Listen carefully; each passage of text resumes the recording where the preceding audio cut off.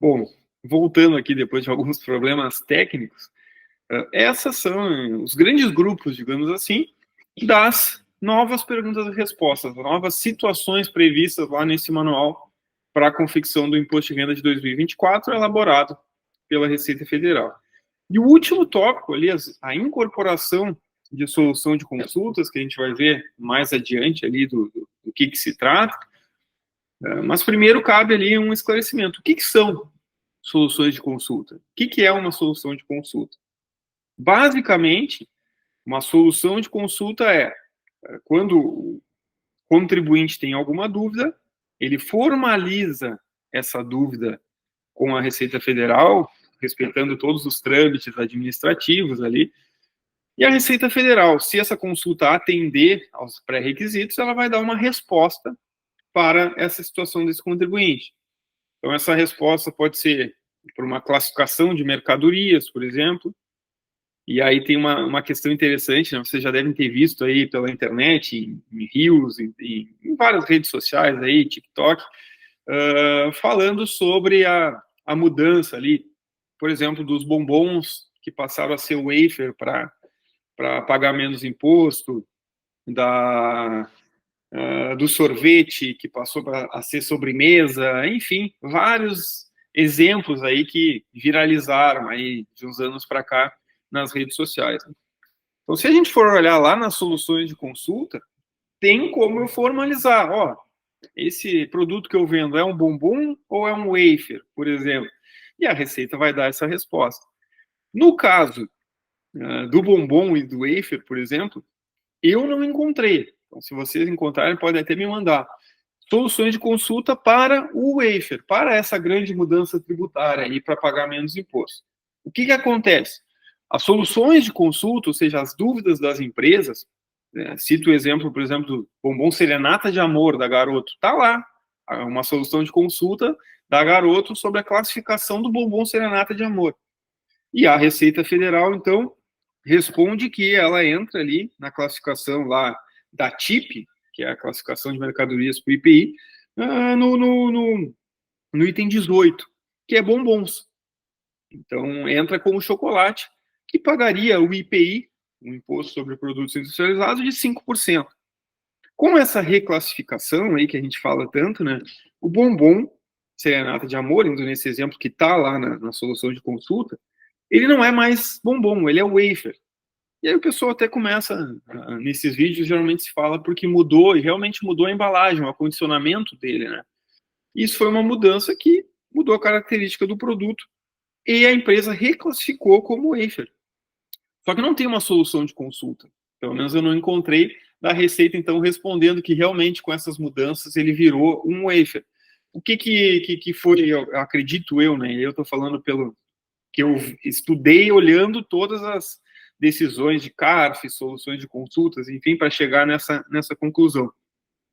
Eles simplesmente alteraram a forma do produto, escreveram que o produto agora é um wafer, e aí eles começaram a se basear pelo tópico da TIP lá, do 19, que é a classificação onde entra produtos de padaria, pastelaria, bolachas e biscoitos, inclusive cobertos por chocolate. E lá dentro está a classificação do wafer. Então não houve essa solução de consulta, pelo menos eu não encontrei, respaldando essas empresas de chocolate a usarem a classificação wafer, que daria 0% de imposto, ou seja, alíquota zero no IPI. Sairia do imposto de 5% para zero. Simplesmente eles começaram a utilizar. Pô, agora, esse produto novo, nessa nova embalagem, ele está escrito que é um wafer. Qual é a classificação do wafer? Está lá, 19. Então, entra como bolacha e biscoito coberto com chocolate. E aí o pessoal fala bastante que foi essa mudança da embalagem, inclusive, que fez a caracterização como wafer, né, pagando menos imposto. Eu, ali, na minha análise, claro, posso estar errado, eu até entendo que, realmente, a embalagem mudou a forma da apresentação do produto. Não é mais o mesmo produto, né? Então, eu não simplesmente peguei o mesmo produto e coloquei o wafer escrito. Mudou a embalagem, enfim, teve mais mudanças ali para comprovar que realmente se trata de um novo produto, ou para caracterizá-lo como um novo produto.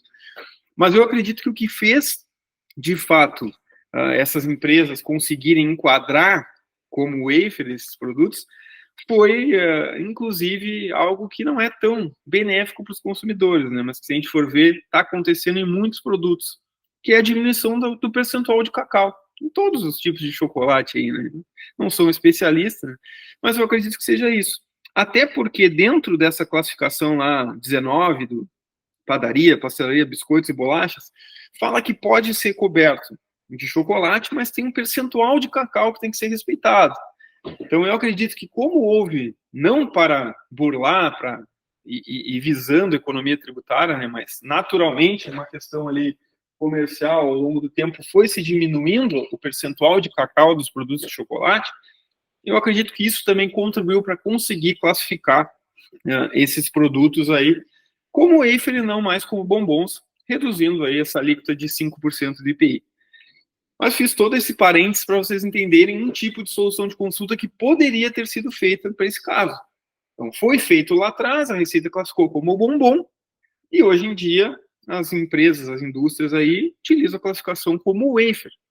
Não tem uma solução, pelo menos não está publicada, não localizei essas soluções caracterizando como wafer, mas as empresas se baseiam ali na legislação. E aí pode ser também por questões operacionais, como eu tinha dito. E um exemplo é a tradicional aqui para o produtor rural. Eu paguei um insumo agora em 2024, mas eu vou receber esse insumo só em 2025 para usar na safra lá do ano que vem. Qual é o tratamento tributário? O uso como despesa no momento do pagamento, respeitando o regime de caixa, ou só no momento que eu efetivamente receber aquele insumo que eu vou poder usar como despesa?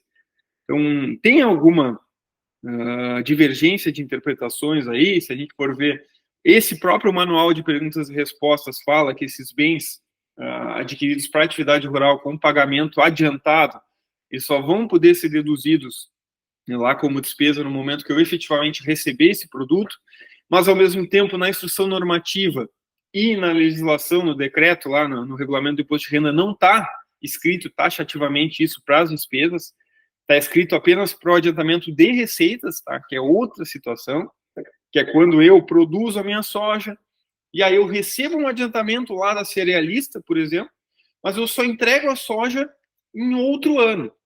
Ou seja, eu recebo o dinheiro agora em 2024, mas eu vou entregar a minha soja só em 2025.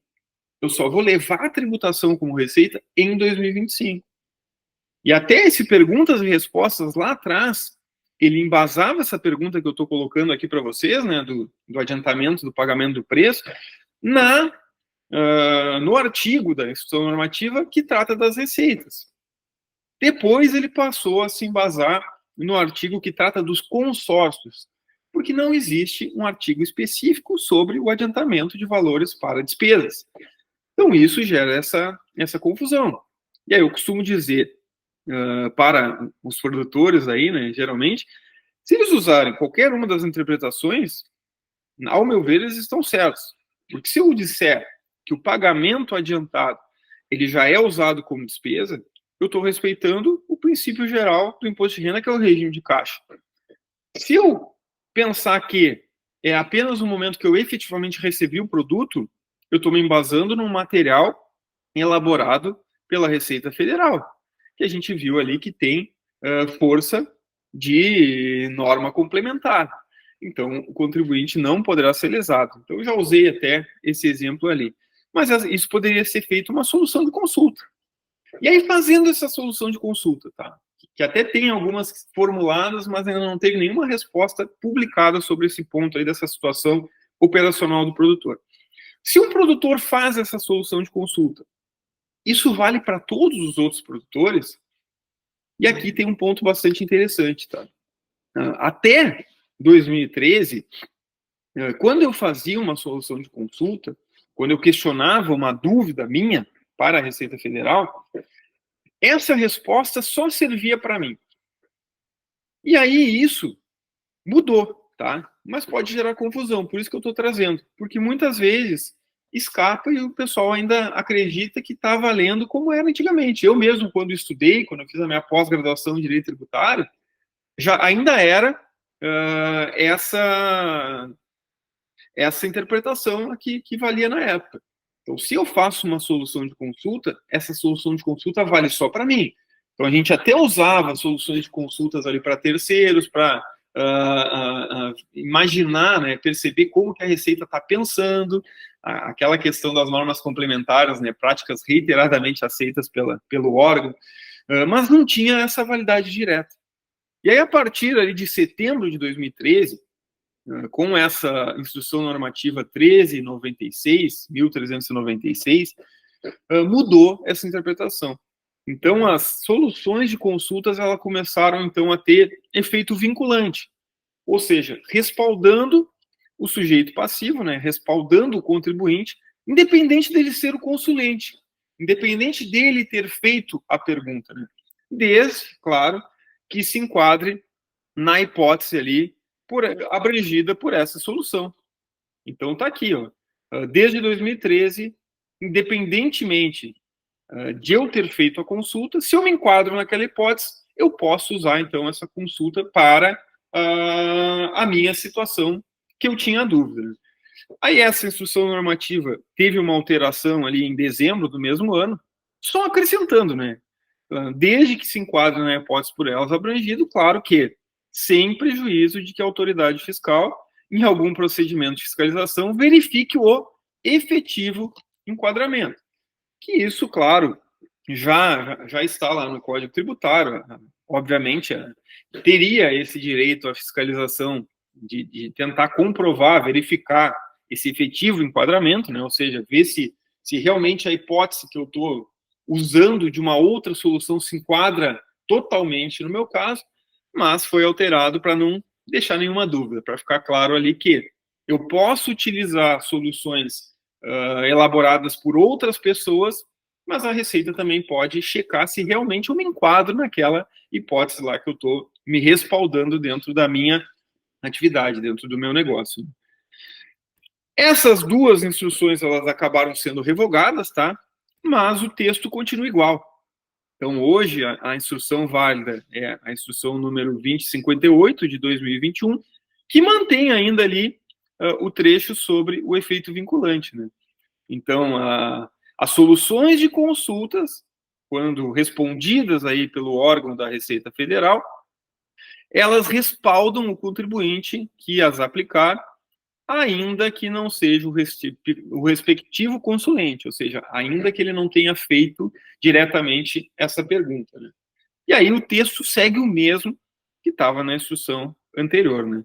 Então, aqui, ó, a vinculação, ó, ela será realizada somente as soluções de consultas publicadas a partir de 17 de setembro de 2013.